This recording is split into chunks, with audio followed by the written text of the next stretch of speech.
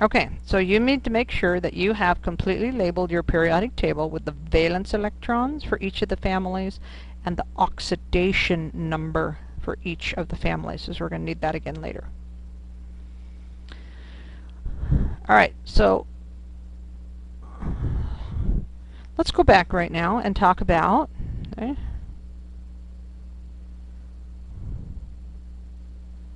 what if two nonmetals want to bond?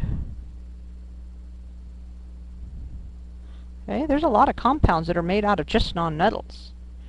So how do they possibly bond? Because they're both supposed to be takers. Okay? They need to say, hey, I need more electrons. So where do they get the electrons? Well, they're not going to get another nonmetal to give them the electron, so they're going to have to do something different. Okay? They're not going to give them away. They're going to have to share valence electrons.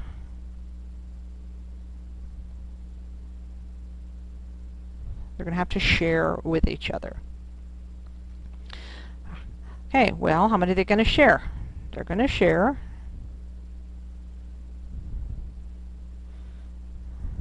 same rule, enough to fill S and P orbitals. Now this means they're going to have to share pair. Okay.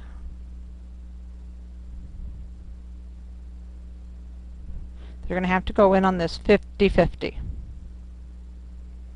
So I'm going to show you fluorine. Okay, put F in the middle here, and this is going to be what we call the Bohr diagram.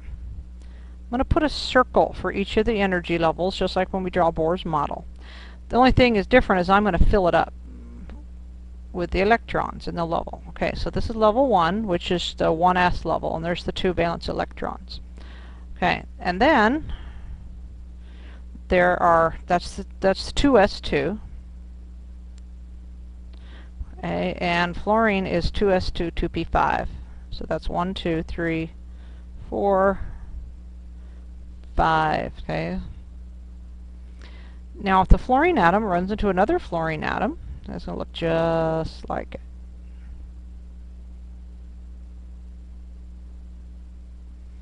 I'll make this one green. You can see it. Okay, so there's the 1s1, 1s2, 2p1, 2p2, 2p3, 4, 5, sorry, 2s2, 2p1, 2, 3, 4, 5. Okay, so these two fluorine atoms, there's no other nonmetals around to bond with, so what are they going to do? Well, they're going to have to bond with each other. Okay? They're going to have to move so close, they're going to take these, see these electrons that aren't drawn in a pair? They're not in a pair on purpose, because these are in one of the p orbitals all by themselves. So it's a half-filled orbitals here.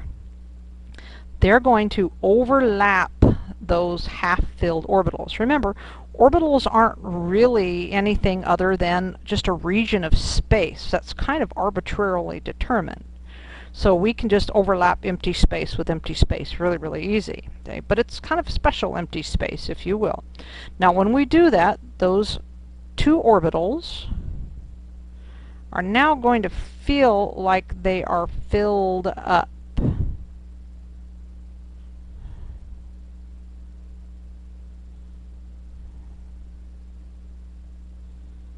Okay? Because right here there's going to be a red electron, and there's going to be a green electron. Okay? I didn't draw on all the other electrons, they're still there. So this right here are overlapped orbitals.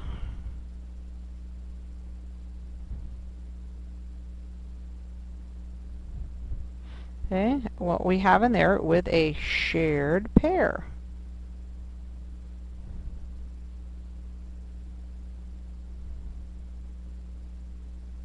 Shared pair of electrons. Okay, and this creates, this is called the covalent bond. Okay? Valent means valence electrons, and co means together. It means they put their valence electrons together. This is covalent, literally means sharing. Sharing valence electrons, that's what it means.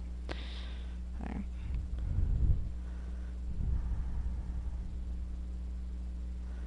Okay. So nonmetals can share up to 3 pairs. Maximum of 3 pairs in order to get their s and p orbitals completely filled. So this is basically called the octet rule. Okay.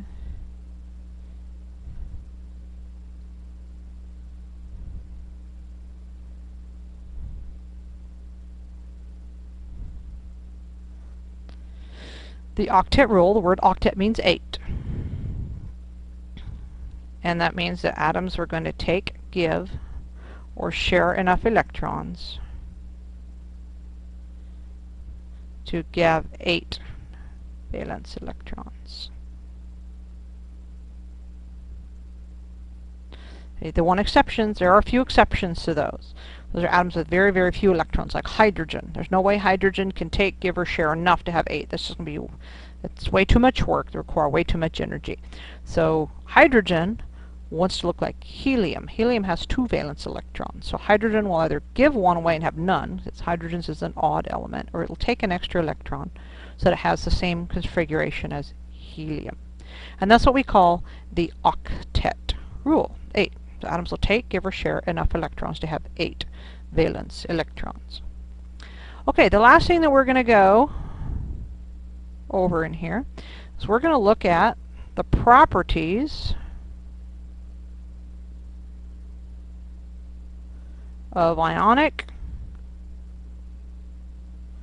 versus covalent compounds. Now these are not the bonds we've been talking about. These are, well, what happens after they're bonded together, okay, after they've either given or taken and become ionic bonds or shared and become covalent bonds. Well, what happens? Well, they're now called compounds. Remember, a compound is 2 or more atoms chemically bonded together. Well, if we look at them, we can compare them. We're going to make a little table here in terms of their structure. Okay. Their state of matter.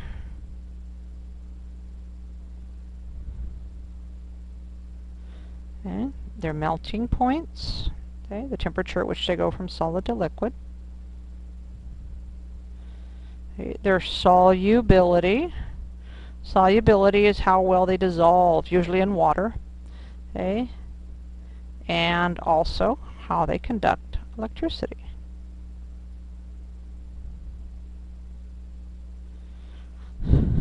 Okay, so we'll put the ionic compounds on the left and the covalent compounds on the right. Okay, so the ionic compounds, okay, form a 3D crystal, what is called a lattice, okay, because they alternate positive, negative, positive, negative, positive, negative, negative, positive, negative, positive, negative, positive, and that would be 3D, like a cube. Okay, so they're a cubical structure. Almost every ionic compound has some similar geometrical structure. Some of them are cubes, some of them are slightly different shapes, but all of them have what we call a lattice, alternating positive and negative ions. So this would be a positively charged atom, this would be a negatively charged atom, and a positively negative. The ions will alternate. The covalent compounds, they are, okay, they're made of something called molecules. Okay? They have very little structure. Chaotic means little structure. These aren't very well organized at all. These are just little groups.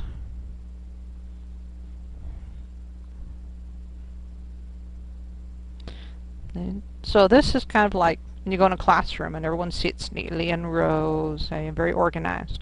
This is like you go in the lunchroom and everybody like clusters at their tables, whatever. There's some big tables, those are like big complex molecules, and there's little groups of people with like little molecules. Okay, but they're not very well organized. There's some organization, okay? But you know how the lunchroom is. Everyone starts moving around the tables and chairs, and it's not very organized. Hey, these are usually, compounds are usually, not always, but generally solids, while the covalent compounds are liquids and gases. This makes sense, because remember, we know that solids are highly organized states of matter, and liquids and gases are very chaotic states of matter. Okay. Now there are solid covalent compounds, and there are liquid and gas ionic compounds. This is just some general statements. Okay, so if they're solids at room temperature, that means their melting points are usually pretty high. If they're liquids and gases at room temperature, that means their melting points are usually pretty low. Okay, again, this is a general statement. We have some low melting point ionic compounds and some higher melting point covalent compounds. Okay. These are usually pretty good at dissolving in water. These are not very good at dissolving in water. Okay, when these dissolve in the water and they break apart, when they're dissolving, just basically means you take this crystal lattice and you break it up all into little pieces. Okay, so it becomes very chaotic when it dissolves. Okay, so these are very good conductors if you dissolve them in water. Okay, if not, they're poor.